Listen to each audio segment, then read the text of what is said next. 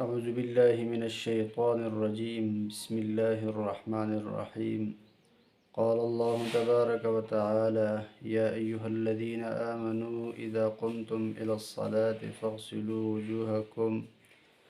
فاغسلوا وجوہکم وایدیکم الى المرافق وامسحوا برؤوسکم وارجلکم الى الکعبین صدق اللہ العظیم۔ اللہ پاک فرماتے ہیں سورہ مائدہ کے اندر، اے ایمان والو، اذا قمتم الی الصلاۃ ای اذا اردتم الی الصلاۃ، نماز پڑھنے کا ارادہ کرو، فاغسلوا وجوہکم، پس دھو ڈالو تم اپنے چہروں کو، وایدیکم الی المرافق، اور اپنے ہاتھوں کو الی المرافق، کوہنیوں سمیت، کوہنیوں کے ساتھ۔ یہاں پر یہ جو الا کا معنی ہے، ویسے الا کا معنی تک آتا ہے، لیکن حروف جارہ کے اندر یہ علمی گفتگو ہے، شاید طلباء اور علماء اس کو سمجھے۔ الی المرافق میں الا جو ہے، یہ الا جو ہے حروف جارہ میں سے ہے، اور حروف جارہ جو ہے بعض حروف بعض کے معنی کے اندر استعمال ہوتے ہیں۔ یہاں پر الا جو ہے مع کے معنی میں ہے۔ الی المرافق کا معنی ہے کوہنیوں کے ساتھ، وامسحوا برؤوسکم، اور مسح کرو اپنے سر کے بعض حصوں پر، یہاں پر بات تبعیضیہ ہے، وارجلکم الی الکعبین، اور اپنے پاؤں کو دھو ڈالو الی الکعبین، ٹخنوں تک۔ تو یہ صورت جو ہے، یہ جو آیت ہے سورہ مائدہ کی، اس کے اندر اللہ پاک نے وضو کے 4 فرائض ذکر کر دیے ہیں، اور جناب نبی کریم صلی اللہ علیہ وسلم فرماتے ہیں، لا يقبل اللہ صلاة احدکم اذا احدث حتی یتوضا، اللہ پاک تم میں سے کسی ایک کی نماز کو بھی اس وقت تک قبول نہیں کرتا جب تک حتی یتوضا، وضو نہ کر لے۔ تو وضو کرنا جو ہے، وضو جو ہے یہ نماز کے لیے شرط ہے، کیوں؟ یہ طہارت ہے، اور طہارت کے بغیر نماز قبول نہیں ہوتی۔ تو وضو کیسے کہتے ہیں اصطلاح کے اندر، اور شریعت کے اندر، اور لغت کے اندر کیسے کہتے ہیں، اور وضو کے اندر فرائض کتنے ہیں؟ اس لیے یہ ایسے مسائل ہیں ایسے کہ جن سے عوام کا باخبر ہونا ضروری ہے، اس لیے کہ ہر انسان مسلمان جو ہے وہ دن میں کم از کم 5 مرتبہ نماز پڑھتا ہے، تو اس کو کئی بار وضو کرنے کی ضرورت پڑتی ہے، اور جب وہ وضو کرتا ہے تو جب تک اس کا وضو ٹھیک نہیں ہے تو وہ نماز اس کی بھی ٹھیک نہیں ہوگی۔ وضو تب ٹھیک ہوگا کہ اس کو وضو کے فرائض کا علم ہو، اس طرح وضو کے جو سنت ہے اس کا علم ہو، مکروہات سے اپنے آپ کو بچائے۔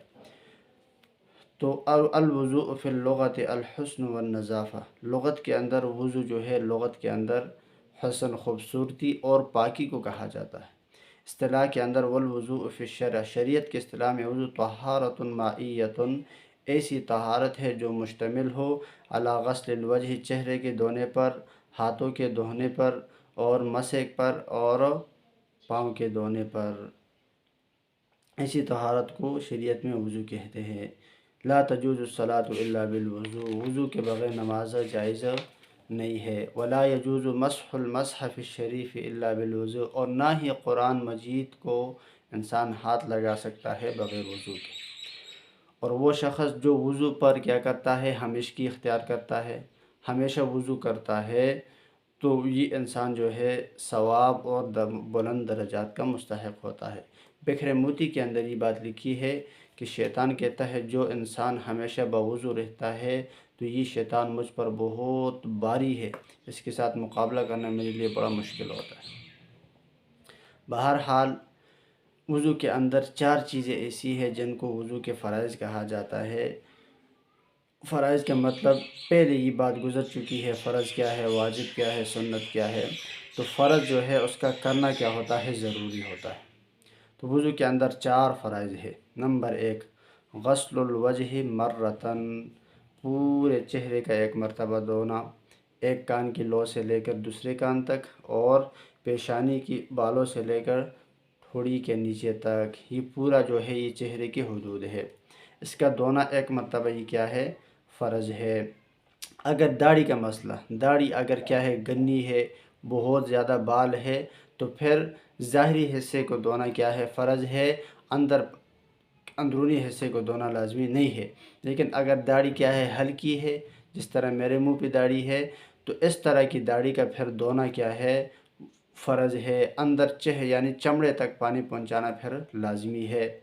تو ایک مرتبہ پورے چہرے کا دھونا یہ کیا ہے وضو کے اندر فرض ہے۔ وہ جو 3 مرتبہ ہم روز کو دھوتے ہیں وہ سنت میں سے آتا ہے، اس پر انشاءاللہ پھر گفتگو کریں گے، آگے اس کی بات آتی ہے۔ تو پورے چہرے کے ایک مرتبہ دھونا یہ کیا ہے فرض ہے۔ نمبر 2 کہ غسل الیدین مع المرفقین مرتن، ایک مرتبہ اپنے ہاتھوں کو کہنیوں سمیت دھونا، پورے کہنیوں سمیت ہاتھوں کو دھونا ایک مرتبہ دونوں ہاتھوں کو یہ کیا ہے فرض ہے۔ نمبر 3 مسح ربع الرأس، سر کے چوتھائی حصے کا مسح کرنا یہ کیا ہے فرض ہے۔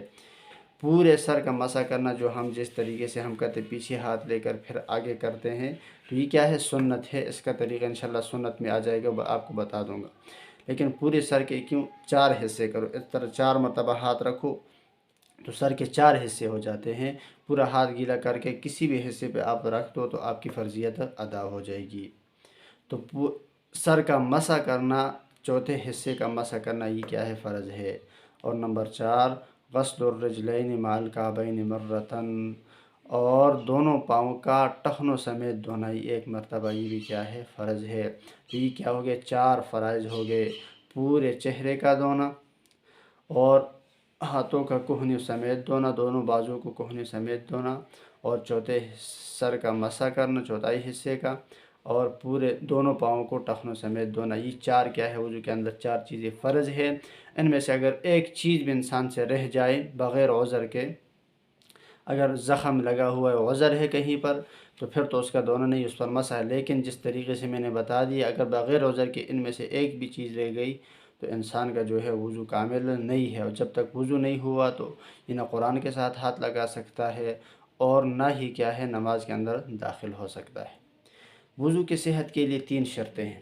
پہلی شرط کیا ہے ان یصل الماء الى جمیع الاعضاء التي يجب غسلها في الوضوء، ان تمام اعضاء تک پانی پہنچانا جن کا وضو کے اندر دھونا واجب ہے، جیسے چہرہ ہو گیا، کہنی سمیت دونوں ہاتھ بازو ہو گئے اور پاؤں ہو گئے، ان کا دھونا فرض ہے۔ تو ان تمام تک پانی پہنچانا کہ کہیں ان پر خشک جگہ رہ نہ جائے، یہ پہلی شرط ہے۔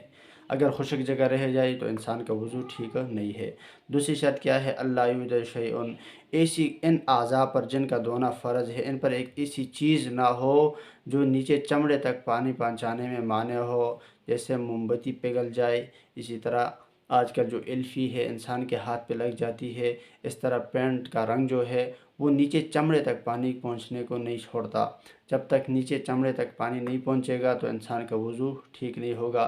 تو صحت کے لیے دوسری شرط یہ ہے اگر موم بتی لگی ہے ہاتھ پہ یا الفی ہے یا اور پینٹ وغیرہ رنگ لگا ہوا ہے تو ایسی چیز جو پانی کے لیے مانع ہے پہلے اس کو ہٹائے، اس کے بعد پھر وضو کرے۔